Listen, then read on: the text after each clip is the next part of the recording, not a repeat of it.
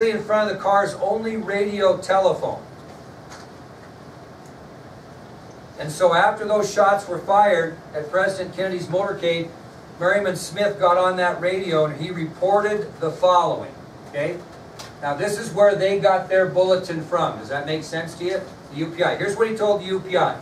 3 shots were fired at President Kennedy's motorcade in downtown Dallas. Some of the Secret Service agents thought the gunfire was from an automatic weapon fired to the right rear of the president's car, probably from a, quote, grassy knoll to which police rushed.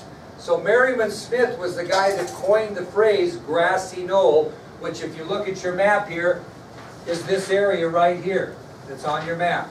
And it was a knoll that people rushed to after the shots. And that was the area in which Bill and Gail Newman were standing at the time, whereas Mary Moorman and Jean Hill were on the other side of the street. Okay? So, as a result of that, Merriman Smith coined the phrase grassy knoll that we know. Now, here's an interesting story too.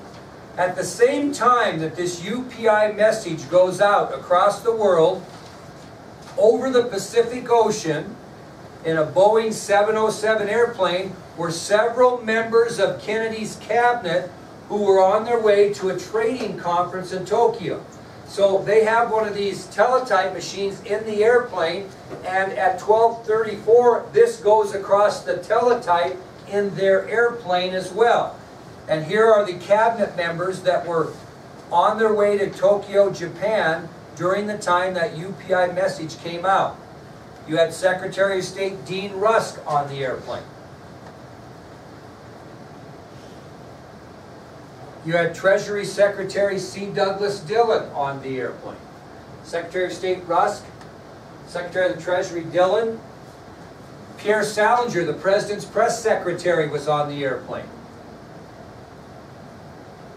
So we have Secretary of State Dean Rusk, Secretary of Treasury C. Douglas Dillon, and Press Secretary Pierre Salinger.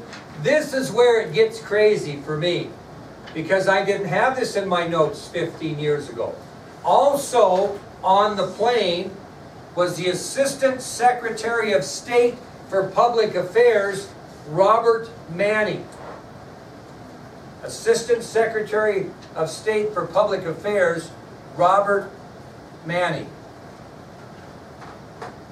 So the plane carried Secretary of State Dean Rusk, Treasury Secretary C. Douglas Dillon, Press Secretary Pierre Salinger, and Assistant Secretary of State for Public Affairs, Robert Manning. Now, picture this in your mind. When this message came across the teletype, bells kind of went off so that these people in this airplane knew there was an important news story coming across. It was Robert Manning who was sent to the UPI teletype machine to retrieve the message that said 3 shots fired in downtown Dallas today. And Manning gave that teletype message, like the one you're seeing in the frame, to Secretary of State Rusk. So you kind of follow what I'm saying? Here comes this, and this message is coming across, and Robert Manning, the Assistant Secretary of State for Public Affairs, is the one that's told to go retrieve that message. They don't know what's on it. He hands it to Secretary of State Rusk. Well, once the cabinet was aware of the happening in Dallas, Pierre Salinger got on a radio and he spoke directly to the White House. So they're flying to Tokyo, right? And so what does Pierre Salinger do when he finds out that there's been shots fired in Dallas? He contacts the White House. And there's a room in the White House called the Situation Room. And when there's a situation, that's where everybody goes that's in the cabinet to figure out what's happening. So Pierre Salinger calls the White House and is piped into the Situation Room. And this is what Salinger said. Again, you don't have to write it down, just listen. He said, "Please listen hard. This plane on which Secretary of State Rusk, and other cabinet members are headed for Japan is turning around and heading for Honolulu. We'll arrive there in approximately 2 hours. Any other information, please get as quickly as possible."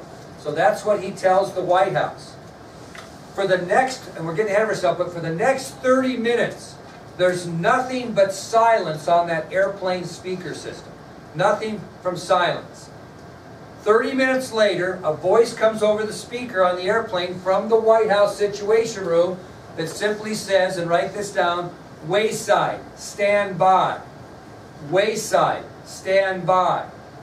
Wayside, stand by. Every 30 seconds, for a period of several minutes, that message came over. Wayside, stand by, 30 seconds. Wayside, stand by, 30 seconds. Wayside, stand by. So let me picture that to you again.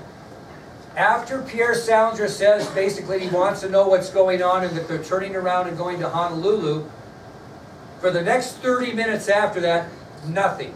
So from 12:34 approximately, for 30 minutes, no sound. 30 minutes later, after 1 o'clock, every 30 seconds over the radio from the Situation Room in the White House to the plane is this wayside stand by, wayside stand by, wayside stand by. Now, let me tell you a story. How do I know about Robert Manning? Many years ago, when I was teaching at Roberts High School, the same class, we had a kid in our school named Pryor Pearson. He was an autistic kid, took some special care. His parents were very great people. His dad was an outfitter, fishing outfitter. So I'm just lecturing, just like I am today, and I notice that Mr. Pearson's staying out the door, and he's got a guy with him.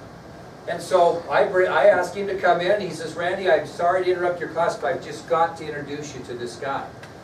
This guy came from back east to go fishing, and Pearson was taking, Mr. Pearson taking fishing. You know who the guy was? Robert Manning. And so I have a book here called The Swamp Root Chronicle, which he wrote about world trade.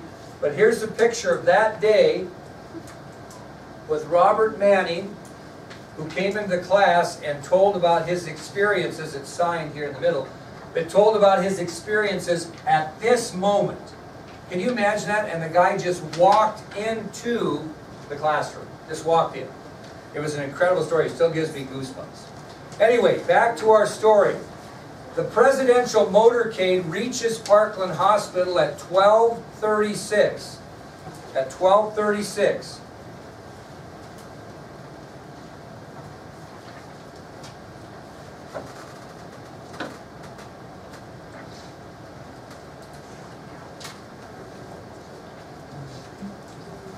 And one of the men who witnessed what happened at Parkland Hospital was a Dallas highway patrolman by the name of Milton Wright.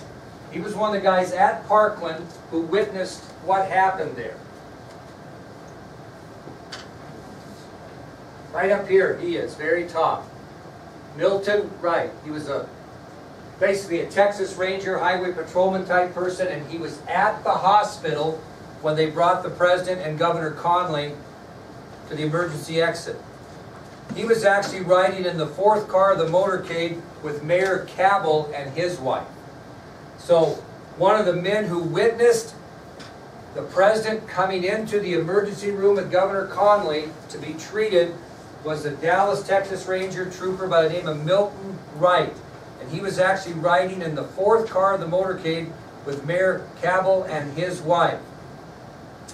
And their car followed the presidential limousine to Parkland Hospital. Wright's role is he actually helped lift the wounded Governor Conley out of the limousine's jump seat and into the hospital.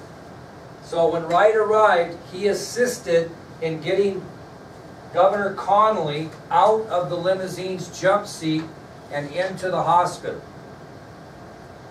And he was later quoted as saying about his experience, as soon as we got him, Conley, out, a Secret Service guy ran up in the car and pulled the President over to one side. I could see partially the side of his head was gone.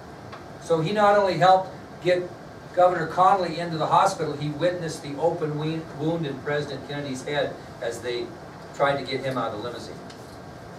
Well, Wright helped put President Kennedy then on a gurney, and then he just stood outside the hospital.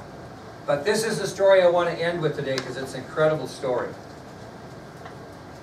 When they first arrived at Parkland Hospital, Governor Connolly was quickly taken out of the jump seat, put on a gurney, and taken in. The president was finally removed from the limousine after some hard protest by Mrs. Kennedy. She refused to allow Secret Service agent Clint Hill to take her husband into the hospital. She protested. She would not let him take him in.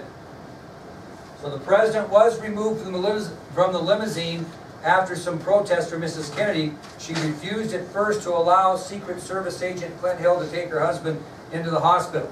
And Clint Hill just pleaded, Mrs. Kennedy, we've got to take him in. Mrs. Kennedy, we've got to take him in. Mrs. Kennedy, we've got to take him in. He couldn't figure it out. Then he did. What was the problem? Why didn't she want him in? Taken in. What's that, Sarah? No, good guess. And who else would you say? What'd you say? What? Not a bad guess. She did not want to have people see the president's head in the shape it was. And Clint Hill all of a sudden clicked. So what did he do? He took off his sport coat and covered the president's bloody head. When Jackie figured out that he was protecting what she didn't want people to see, then she agreed to let the president go in. So Clint Hill pleaded with Jackie in the car to let the agents take the president into the hospital, and finally Clint Hill realized the problem, took off his sport coat, covered the president's bloody head, and then Jackie allowed Hill to remove the wounded president and take him into Parkland.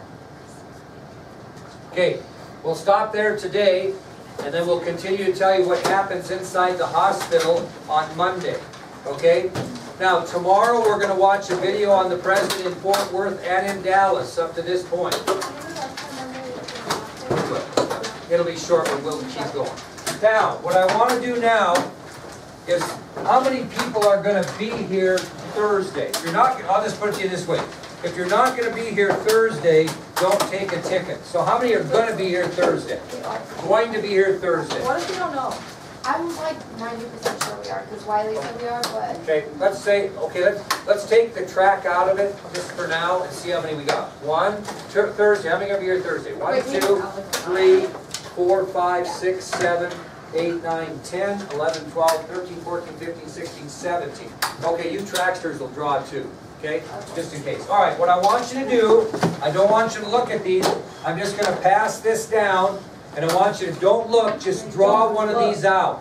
So if you're one of the drawers, take one, draw it out, pass it down. Okay, don't look at it yet. Just take one and pass it back until everybody gets one. Okay, let's pass around things. Let's put them on my desk back there, okay?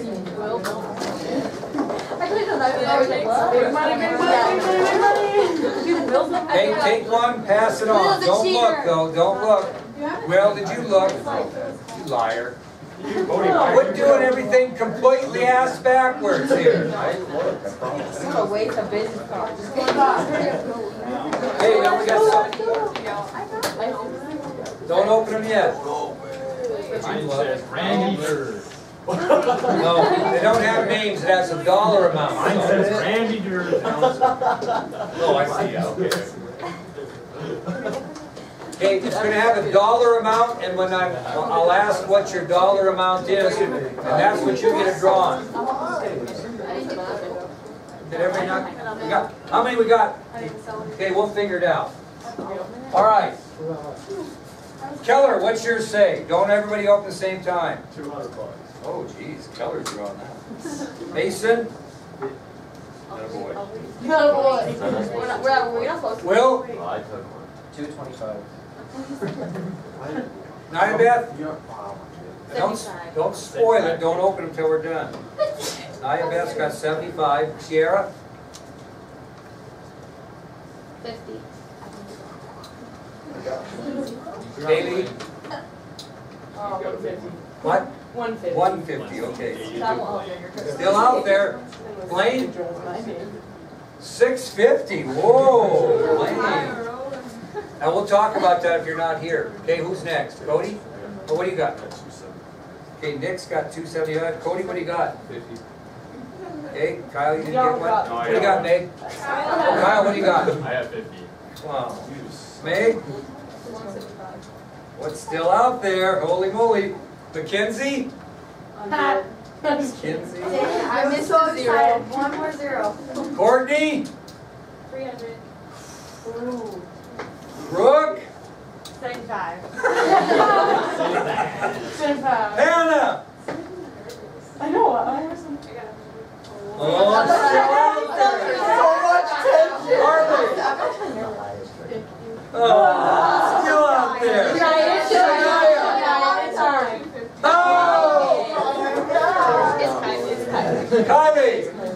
Oh. 1,000! Kylie! I guess. I should not have one. Hey, who else has got I it? have one.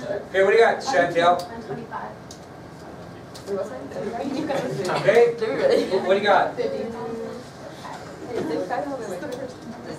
All right, if the track's gone, who didn't get one? You two, if the track's gone, then we'll have you guys draw the trackster ones, okay?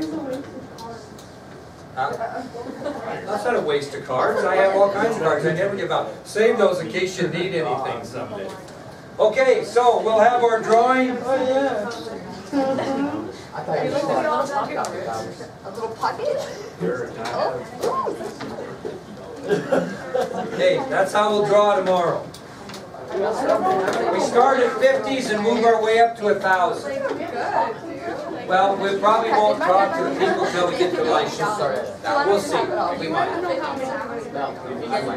But yeah, the 1,000 we should get. So what happens is, we'll call them and we'll get an address from them, and I'll just write them a check and send it to them. That's the great thing about having your account. First rate, you don't want an account.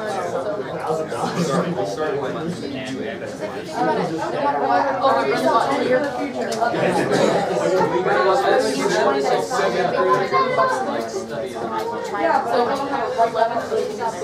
Yeah.